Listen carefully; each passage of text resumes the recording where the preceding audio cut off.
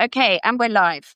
And for everyone listening, I'm really sorry to be late. Believe it or not, the Wi-Fi in the office I'm working in went off. What can I tell you? Adam, so huge amount of news to get through today. Should we begin with the Harvey Weinstein verdict? Which is fascinating, right? Because it's not, we've only got two verdicts in, right? Two of the three victims. He's been found not guilty of assaulting one, guilty of assaulting the other, but there's a hung jury on the third, and the jury's been sent back, right, to deliberate. So can you unpack this for us? What does all that mean? Well, it looks like there is a little bit of a conflict in the jury room, the deliberation room. That I haven't actually seen the deliberations from the courts, but I have taken a look at some of the transcripts. And what we're seeing in those transcripts behind the scenes that you kind of don't get from the courtroom are a little bit of the sidebar conversations where one of the jurors has a very strong opinion that's in conflict with some of the other jurors. And you see this happening a lot in cases with mixed decisions, where perhaps the jury does a little bit of horse trading to break an impasse, but clearly there's an impasse still here. One juror is pretty strong in his opinion on it. And I wouldn't be surprised if the defense keeps raising this as this goes through the process round again, but I don't want to lose the forest for the trees here. Harvey Weinstein has been convicted again in state court in New York, in addition to his conviction on the other coast. And so while there is this hanging thread going on, and there is this a drama playing out in the jury room, that's the headline, that's the breaking news coming out of New York court, a state criminal court, among, as you said, Vicky, this kind of waterfall of news that we're going to kind of run the gamut on here. Very, very well put. So, I mean, the only thing that it strikes me is, so last time round, he was convicted in New York. The sentence was 22 years. This, this time round, it's one count of sexual assault so far. Do you have any idea what kind of sentence that by itself would carry? To be honest, I haven't looked into the consequences of this verdict, but keep in mind he's already serving a very lengthy sentence in Los Angeles, and considering his certain state of health, this is more bad news for Harvey Weinstein. And someone who is serving a great deal of time just got more criminal exposure today from this jury, which has to be unanimous. So whatever drama is playing out in that jury room, that one juror has pretty strong opinions and feels that the other jurors are putting some pressure on him, according to this transcript. Right. And we'll see how this plays out moving ahead. But the long and the short of it is, Harvey Weinstein was serving a long sentence, and it is going to get even longer. Right. And just and let me ask you this: I'd not heard of a situation before where the jury comes out and gives verdicts on just the two counts. I mean, does that mean both the defense and the prosecution agreed that they could do that, rather than come out and give a verdict on all the counts? To be honest, I don't know how it came to that in this particular case. I know that does sometimes happen. It's not unheard of that the jury reaches a partial verdict. And to be honest, I just don't want to say anything inaccurate. I don't know how it came to that to that pass here. But what we do have right now is a mixed decision, and it could be something about the very bouncy course of this deliberations. I mean, looking at some of the things being said at sidebar, the defense is definitely making a lot of hay about it. I'm sure we're going to be hearing a lot more. Yeah. Um, Well, it just uh, strikes me as interesting because obviously this is all great fodder for an appeal. I mean, we have to right, believe this defense is going to appeal. It's going to call for a mistrial. And obviously, the irony is that that's exactly what happened last time. I mean, that's why we're right, here today in court with Harvey Weinstein. And it's for exactly the same issue, which is, you know, well, I mean, broadly the same issue, right. which is, you know, all the other stuff around Harvey Weinstein. We're here at a mistrial because, the appeals court appeal was successfully argued that there were witnesses came in and testified last time who weren't central to the case. And the jury this time is having a fight because they're talking about how much of Harvey Weinstein's past and background is being discussed that again wasn't relevant to this particular case. So it is interesting because I think it does raise the question of how difficult it is in the post-Me Too era to prosecute cases of sexual assault. It remains very, very difficult, I think. That's exactly correct, and I think you're right about the appellate issues. This may set up here. I'll say in kind of more specificity some of the things that I saw in the transcripts. There was discussion about Molineux evidence that's under New York precedent. It's actually a really interesting 100-year-old precedent about a serial poisoner named Molineux. I think he was the grandson of a Civil War general.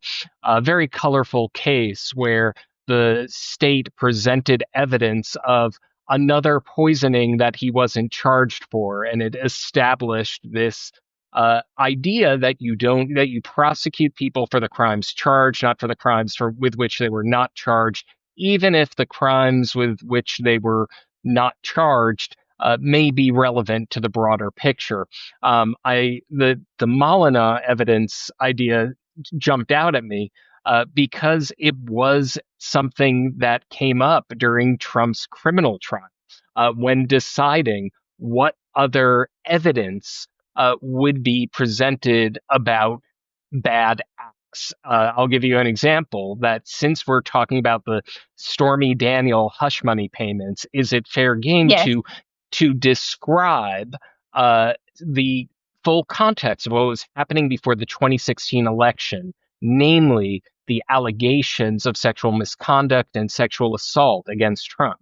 There, the judge threaded the needle, said, okay, you cannot mention this accusation or that accusation, but then there are other pieces of evidence that go to the bigger picture of why he wanted to cover up this scandal before the 2016 presidential election.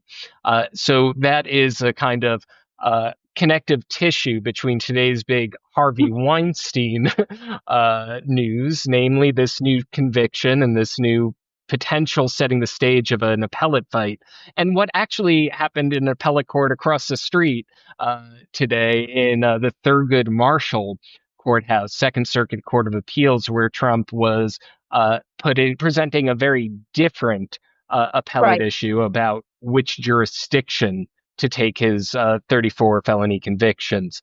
But I just mentioned that because it's an interesting. You might hear the word Molyneux. If you hear that name, remember this serial poisoner from Gilded Age New York, and the kind of concept of well, this is you need to prosecute the person for the crimes charged, and if there's a reason that's very relevant to the state's case, then there is some balance to be paid.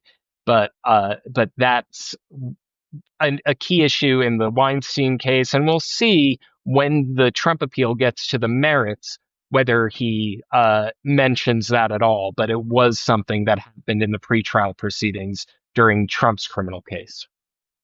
So, I mean, that's fascinating, completely fascinating. But there's also, though, a little bit more at stake, isn't there, in the Trump appeal, right? Because it's to do with presidential immunity. I mean, this appeal could go all the way up to the Supreme Court. Um, can you just walk us through? I mean, you mentioned that the changing of the jurisdictions, right, to federal court. Am I right? That's correct. Yeah. And is the basis of the appeal rooted in something that the Supreme Court has already ruled on about presidential immunity? I'm right in thinking Absolutely. that. Yes. That's correct. It's about the Trump versus United States immunity decision. Now, to set the stage for folks watching right now, Trump had tried unsuccessfully twice to remove the case to federal court. This is an appeal of the second denial of his attempt to remove the case. Uh, the and the reason Trump says now he should have the opportunity to do it is because the Supreme Court issued this mammoth uh, immunity decision, creating this doctrine of presidential immunity. And crucially here, presidential evidentiary immunity. Trump doesn't claim that he was immune for things that happened before his first presidency during the campaign. That's a losing argument. His attorneys admitted that that's not what he's asking. What he is arguing is the thing that the Supreme Court established uh, that not only is a president immune for official acts, that a president cannot be confronted with evidence from official acts. Now, what does that mean? Hope Hicks testifying against him Right. in testimony that the prosecution described as a nail in the coffin of his case. Now, what she had testified about was a conversation related to this hush money scandal, which the prosecution naturally says has nothing to do with his official acts. The Trump's argument here is that it's tangentially related to the White House communications. Right. Let's set the stakes for what this battle is about. If Trump wins in this particular federal court appeal, nothing happens to those 34 felony convictions quite yet. What happens is it's on a different track. Instead of his appeals coursing their way through state court to, an intermediate court of appeals, the appellate division first department, and then the New York State's highest court, known as a court of appeals. Interesting piece of trivia. The place where he was prosecuted was Manhattan Supreme Court, criminal Supreme Court, because the lower courts are Supreme Courts in our system, very confusingly for the Empire State. But after that, then the Supreme Court has the option to pick up the case. And if he wins today, and undoubtedly they would tout a very great victory, but all that would happen is instead of going up the state court ladder, it would go up a federal court ladder. And maybe it would mean a sort of taking seriously of his immunity arguments position, which would naturally take focus in his appeals anyway. I was in court today. There was, for the arguments, they were supposed to last 10 minutes per each side. Instead, it lasted 70 minutes, 70, an hour and 10 minutes, because the judges are really taking their time. And they didn't tip their hand. I have no idea how they're going to rule on this. Trump's attorney, now a private attorney from Sullivan and Cromwell, had argued at the end, said the stakes here are high. And I suppose just the nature of the case, maybe. But it's where will this appeal progress? Right. Another a more significant thing to my mind is the fact that now the United States, through the Justice Department, has taken Trump's position through an amicus brief. Now, who are the senior leaders of the Justice Department right now? They are Pam Bondi, who was his former impeachment lawyer. They are his former criminal defense attorneys on that particular case. Emil Bovey and Todd Blanche. And I just recently spoke to Andrew Weissman about this. One thing he pointed out, and it's true, the appellate record is silent. Did they recuse themselves? There is nothing in this about this. And so we shouldn't be kind of desensitized to the fact that the United States of America, the weight and force of the federal government, is backing Trump in court, and it's led by his legal team. And so we'll find That is not a great state of affairs. that is Um, not. I mean, one of the things I think you and I talked about a little bit is that, the courts, in this time when people are raising questions about authoritarianism, the courts have held, but when you point out a structure that is inherently warped like that, it's very problematic, I think. Oh, absolutely. What does that say for trust in the courts? Well, one of the first things Pam Bondi did, one of her first acts as Attorney General, was releasing a memo where she described the DOJ attorneys as the president's lawyers. I've spoken to a lot of former federal prosecutors under many different administrations. They don't refer to themselves that way. And now they not only refer to themselves that way, they act that way quite openly. They speak about it openly. And it's not, who knows what happened internally, if there's any, if they did in fact recuse themselves. The record is silent on it. But the fact that they didn't disclose that publicly shows that they don't even care about the appearance of it. Yeah. And that's a thing that is just our kind of status quo. And on the subject of authoritarianism, I mean, tomorrow there will be a big case happening in California.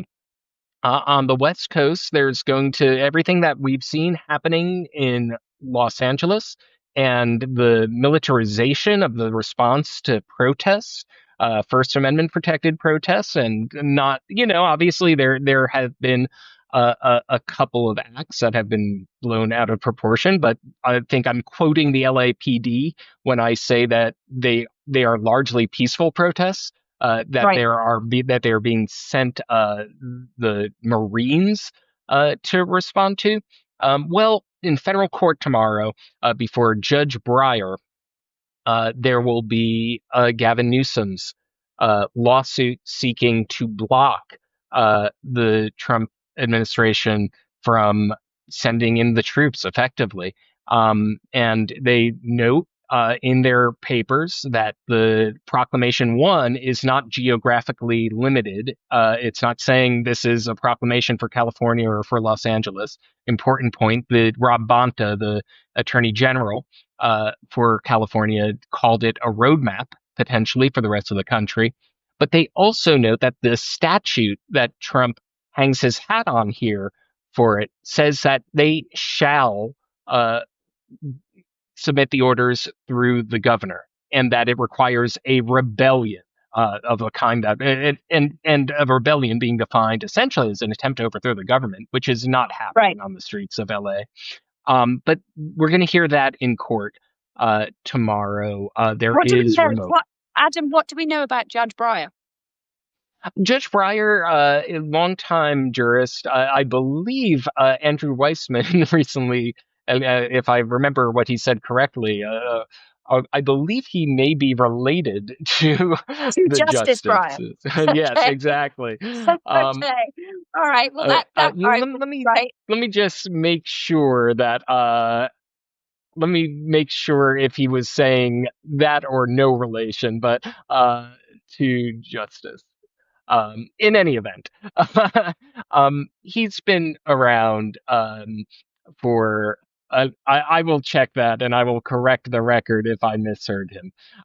Yes, absolutely. Justice Breyer's brother, according to Politico. Okay. So he's unlikely to be a Republican. No. He's a former Watergate prosecutor. And there's a very interesting article in Politico right now that talks about that history, family relation, and he was assigned as these cases usually get, through the random process, one of 13 judges in that courthouse. He's sitting in San Francisco, the Northern District of California. Right. I've only seen his cases in action a couple of times because I'm New York based, but he's been involved in some discovery disputes and some nationally sprawling litigation. Uh, but he's a judge with a pedigree, and he's not a newbie. He's been on the bench for a long time. And so we'll see. One of the things that the Trump administration eked out a small early win is that uh, the governor sees what's going on in the streets of Los Angeles and says, "We need relief now, Your Honor," and wanted a ruling within 2 hours. And it was a bridge too far for the judge. The judge requested full briefing, and that's why we're having it tomorrow. Just a Right. little bit of perspective on that is that's usually very fast for things like this. But I do think the argument of the governor here is the situation is escalating through Trump's making, that they needed relief immediately. And so that was, I'm sure, a very disappointing decision for the folks in California and the governor and the state. But to put it into kind of broader perspective, 2 days before those arguments is a quick period of time. So I'll be covering it tomorrow. And it's an important As issue. you're on your way and on your way to Nashville, which For, I want to ask you about. But before we get to Kilmar Abrego Garcia, let's just, I mean, tell the waterfall of news. We're just getting to Sean Combs. Hmm. I know you've been telling me for days and days now that the testimony of the witness, Jane, who's appearing under a pseudonym, you think is the most important for the prosecution so far. Tell me why. I think it's the most devastating. Now, I don't know. Who knows which one? The most important testimony is the one that the jury finds most important. But here's why I think it's the most devastating. I think that I sat in the courtroom very often. A lot of folks who are familiar with my work know me from live tweeting proceedings. You can't do that in the courtroom. I sat in the courtroom for her testimony, and I saw the kind of full effect of one. She was on Friday. This was on Friday. She was very emotional, weeping for a good part of her testimony, and the story that she tells is so heartrending. But on top of that, so corroborated by years of text messages. Remember, Sean Combs' defense here is the woman consented. Sure, his sexual tastes are not to everyone. This is the defense's account of it. That this is kink. This is that they are Consensual. swing. That it's consensual. He's used the word swingers. You listen to that testimony and you see those text messages. She is saying over and over in those text messages that she did not like those hotel nights. That she is telling her testimony is that these hotel nights went on for up to 3.5 days. That she was sleep deprived. That it hurt her body. That she was surprised by some of the sessions. She said at one point, testified about how the different hotels that they would take place at when she visited Sean Combs in New York. The SUV rolls up to the Trump International Hotel, and she sees the red lights set up in the window of the hotel room. She took a photo of the facade of the hotel because it just, those are Sean's assistants at it again, putting it up, and she knew what was awaiting her when she wasn't expecting it. And you see her testimony corroborated by years of text messages. Now she's under cross-examination now. I haven't really witnessed some of that cross-examination. We'll see what the attorneys say. However, the texts say what the texts say. And in combination with her very emotional testimony, in combination of these accounts of being of Combs's assistants providing drugs for when they ran out, in order to have her be able to physically be able to keep doing these things that she tells him over and over again. She doesn't want to do. She testifies to being uh, uh, surprised to be put in the situation. And there's some, sometimes she testifies that she, once surprised about it, agreed to it to make him happy.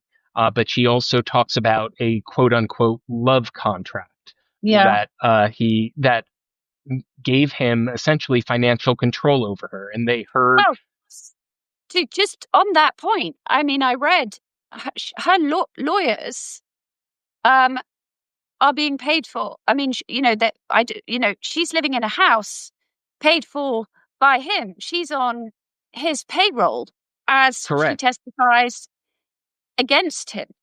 And I guess one Correct. question I have, Adam, you and I keep talking about the fact that this is a RICO case. It's not, at the end of the day, a case about sexual abuse. It is a RICO case. So how does her testimony help the government's case on that score? Because the only thing that I did read was she was sent in one of those texts, or there was a text message from either her or Sean Combs, sort of saying nobody on his staff, or none of his other employees knew what was going on. Does that matter? Oh, well, on the last point, there's quite a few pieces of testimony that she gave suggesting the opposite. Here's one, where there was, when she was meeting him in Miami, she had a conversation with his chief of staff, KK, and she testified that KK told her to bring drugs used essentially for these hotel nights with her on a plane to Miami. And she, according to KK her, is the chief. Yes, Christina Karan, I think. I don't know if I'm correct, pronouncing it right. Yes, the chief of staff. yes, So that's okay. So that's a big deal. that's a big deal. And crucially, as I remember her testimony, was that KK told her that she did this all the time too. Going back to the Trump International Hotel testimony, those lights that the jurors saw in the photo from the facade of the building, it was like every other room was lit up with natural lighting except for this one with red lights. That was set up by his assistant. When they ran out of drugs, they had to go through the assistants.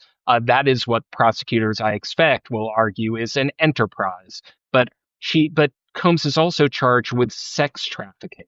And so Right. the sex trafficking, the prosecution said that her testimony will support sex trafficking by fraud. If you look at the statute, there's by fraud, force, or I forget the exact language, coercion.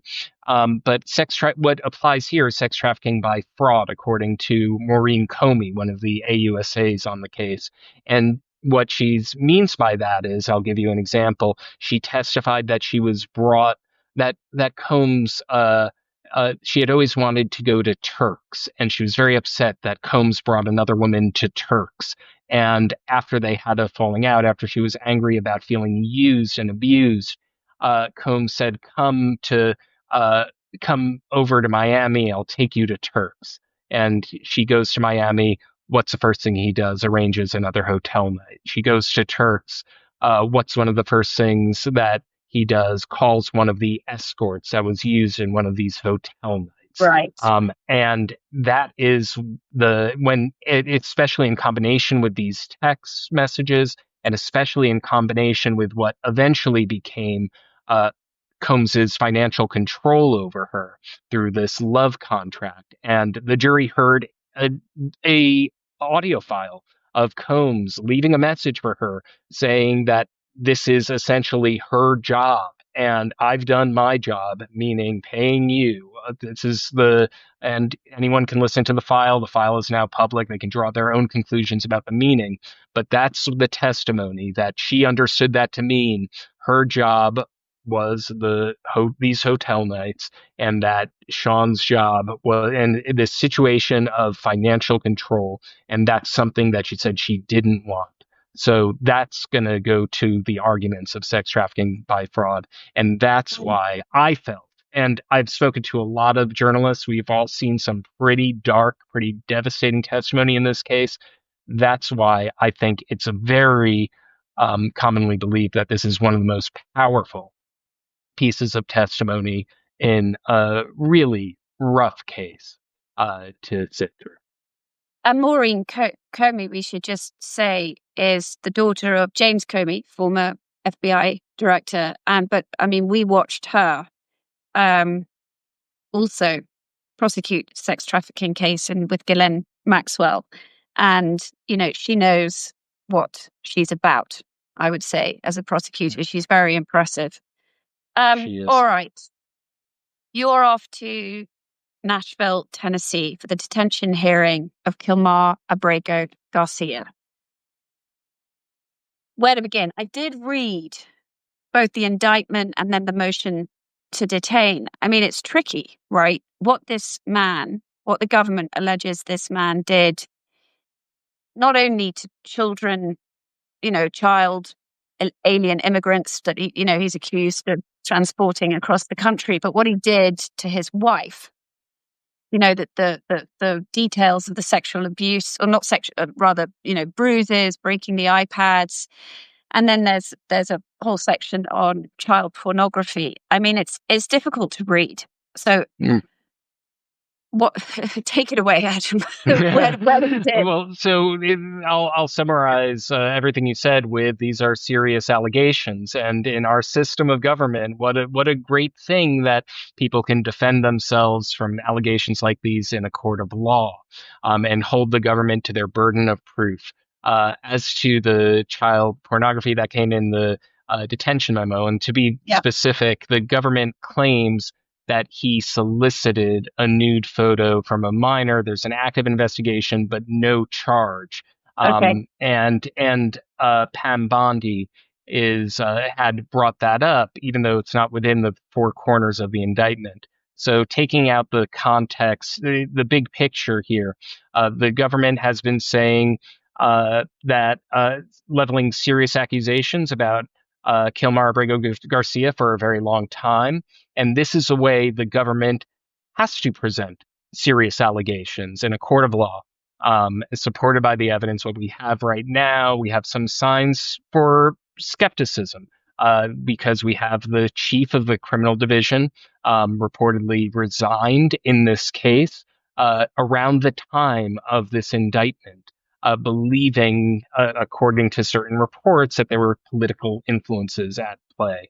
So we will see. I mean, perhaps when the evidence comes in, one of the reasons I'm going to Nashville later this week is because some of the evidence will come out at a detention hearing. The judge ordered witnesses to the government to disclose its list of witnesses and the evidence to the defense. We will hear both parties, and there will be the first real details of the case that haven't been in the arena of public opinion, but in a kind of fact-gathering basis that will eventually go forward. It's also a detention hearing. We'll see whether Kilmar Abrego Garcia will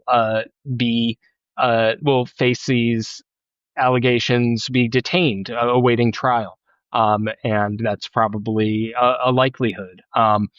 And one of the reasons that this is a very important case because it's about what is a reason that we have due process. It's because it's what gives these allegations legitimacy. When let the chips fall where they may, and folks need to be there in court in order to get all the facts. It's where it's tested. And if I may do a little plug while I'm covering this for recently launched website All Rise News, and I hope that folks watching this right now. If you support live court coverage, please subscribe to All Rise News. Please subscribe to Vicky Ward Investigates for showcasing the live court coverage and the fact gathering. This is I'll just leave it there. If you subscribe, you will hear more about our anticipated coverage. And you'll find out. You'll get your emails right away about what to expect. And I thank you, Vicky, for putting the spotlight on it. Awesome. Well, Adam, I will be seeing you next week, but I will be tuning in on Friday. Really fascinating, because I think there are these questions. If he did all these things that are alleged, then why was he not indicted? Why was there not due process before this moment? So these are questions that I will look forward to you answering. Thank you, Adam. Thank you very much. And again, everyone, I'm sorry I was late. Internet troubles. What can I tell you? Thank you. Thank you. See you soon. Bye. Bye-bye.